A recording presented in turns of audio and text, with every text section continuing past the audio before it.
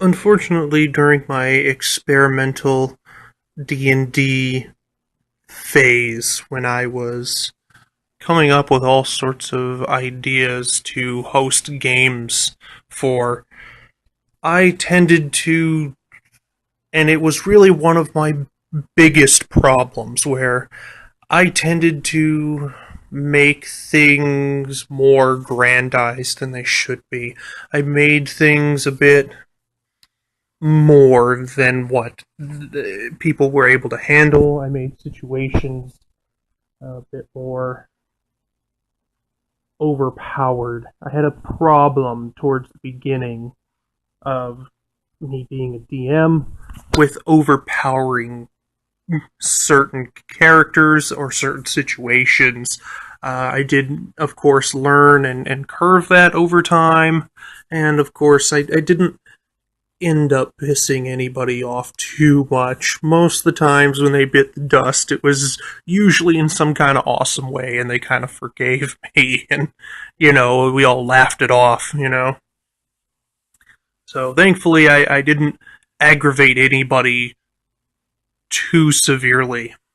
There was a game in which I had made this gimmick around where I had a group of players, and it's a group of 5 players, and they the idea was they all grew up on the top of this um, nomadic type of village on top of this mountain that had been there for generations and generations, and kind of had advanced with um, urban society as the generations had gone on, but their origins were nomadic in nature. But like as time had gone on, they had gotten all sorts of additions to their mountain.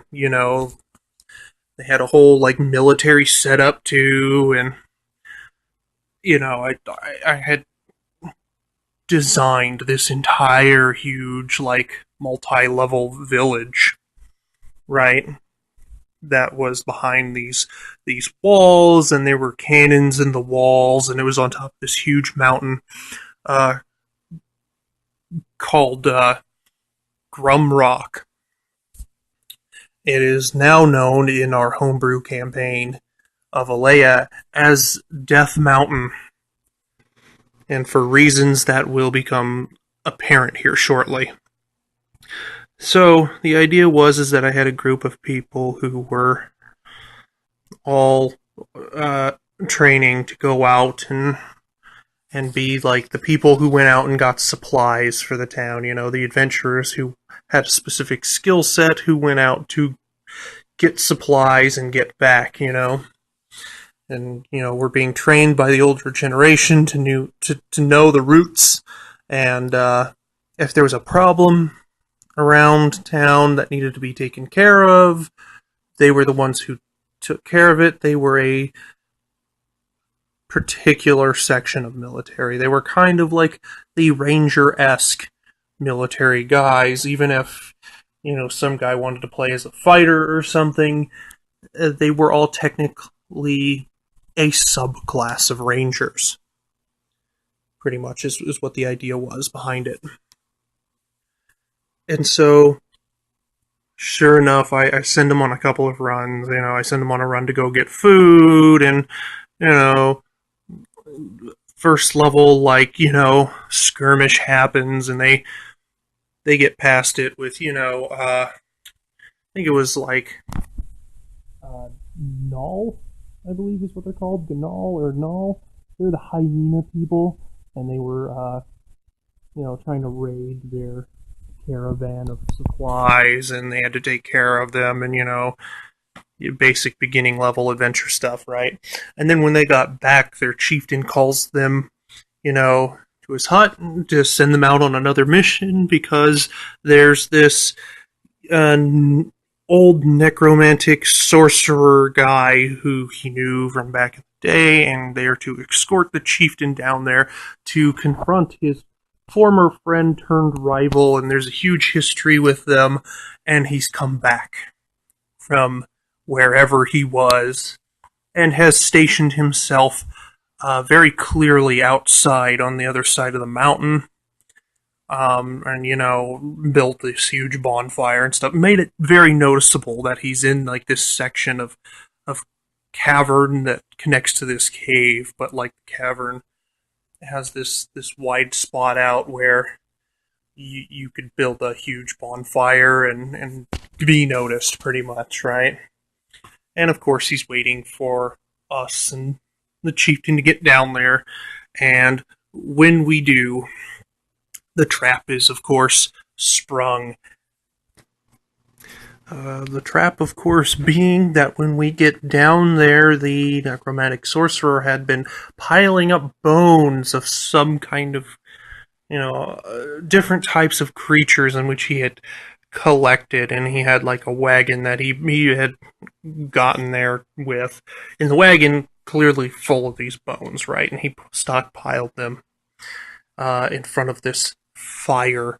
And he had a symbol around the fire that kind of encompassed the fire and the bones. And when we got there, he summons out these two trolls. And I know I'm called Troll Hunter, and Troll Hunter. What the fuck am I talking about? I know I'm called Dungeon Troll, and it's mostly that name comes from the simple fact that I kind of have this abnormal tendency to put trolls just randomly in my campaigns, just random encounters with trolls, and I kind of got known for that. I don't know what it is really. I just every now and then I really like putting a random troll in my campaign. So he summons out these two troll brothers, and you get this really cool like scene where like their organs and their flesh are coming back to their bone structure as their bone structure is reforming, and they're like ah, and they wake up, and the first thing that happens is that the necromantic sorcerer realizes that these two originally killed each other, because the second they become reincarnated, they see each other and their civil rivalry gets the better of them, and everybody is pretty much kind of at shock and awe just watching these two when they're summoned out kind of go back and forth with it. I thought I killed you. Well, your father always liked you best, and fuck you, Osab, or I don't really remember what they were called. Osab and Garot, I believe, is what the two brothers' names were. And so, anyways, they start a fight with each other, and just chaos ensues as they're rolling around, attacking each other, and attacking anything that moves that gets in their way. And the sorcerer has reverted to chucking out spells in which the head shaman, nomadic leader, is combating him, and they're having this huge fight, and he's trying to throw spells in order to keep everybody at a distance while he's trying to summon something else out, and he ends up summoning another creature out from the pile of bones, which turns out to be, honestly, I think it was like a crab or something. But it doesn't matter, because in the midst of all this chaos, the crab doesn't last too long, because out from underneath the ground, to everybody's surprise, a giant red fire ant springs up and destroys this crab. Right? The two brothers are pretty much down and out from the count.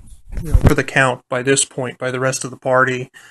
And before the shamanistic leader can do anything, and before the necromancer rival can do anything, they're both pretty much attacked by this thing. The necromancer goes down, the shaman is severely injured.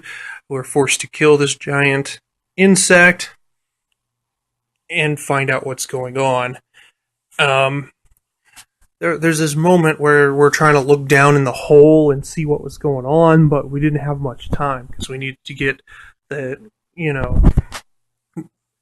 needed to get their shaman back, right? To their, local healer back up at town, the mountain. That requires hauling his ass up there. Um, but I believe one of the characters who called himself Jenkin, which is kind of funny because I had an NPC called Jenkin who was complete shit. He's one of those characters who's like a cutthroat type NPC character. But this guy's name was Jenkin, and he was playing a elven ranger character. Decides he's going to go down there for a quick look, and he rappels down there, and he finds out that there are a shit ton, just a complete army of ants underneath the ground heading towards the mountain. And that's kind of where the problems come into play. He gets up real quick and he tells everybody, what he saw, and they do their best to rush back up the mountain, but by the time they get up there, it's too late, and the whole mountain is under siege as this ant colony, pretty much, has burrowed underneath, up through the mountain, and is coming out, through the floor of the town and collapsing certain sections of it, and, killing everybody. And this was kind of my gimmick, was how would you deal with an army of huge, ants, like fire ants, like that's what they were. They were ants that I guess were pushed out of their home for some reason. It was never made clear because unfortunately, full disclosure here, everybody does die. and this is why I said, at the beginning when I was playing around with ideas, I didn't quite, understand the power ratios here. This is kind of a story about that. That's why it's called Death Mountain, by the way. It's because this entire colony of giant fire ants was somehow pushed from whatever home they had by something, maybe a natural disaster or something, and they kind of moved to, whatever section of ground would best suit their new colony, and there just so happened to be this giant fucking mountain that, I suppose they figured they could turn into a huge fucking anthill, the reasoning probably is solid as it should be, but I don't know, what giant fictional ants think, like, it's an excuse to get them up there, right? To get this game going, the real game going, what I was planning as the real game going. Unfortunately, yeah, I underestimated what an army of ants can do.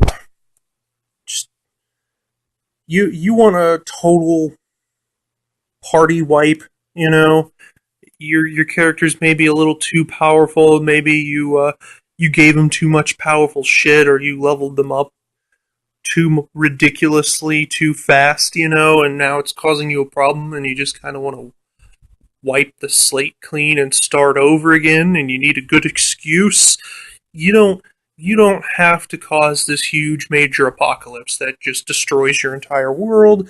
You don't have to summon out the Tarrasque. For those who don't know, the Tarrasque is like Godzilla of the D&D world, and he's pretty much a campaign ender right there. All you have to do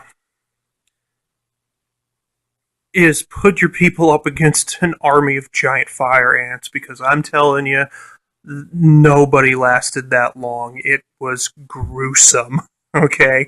Complete slaughter. And ever since then, the mountain in which I created for this event, in our homebrew campaign, back when we were just getting everything started, has now been entitled Death Mountain, and is still occupied by the colony of giant fire ants to this day.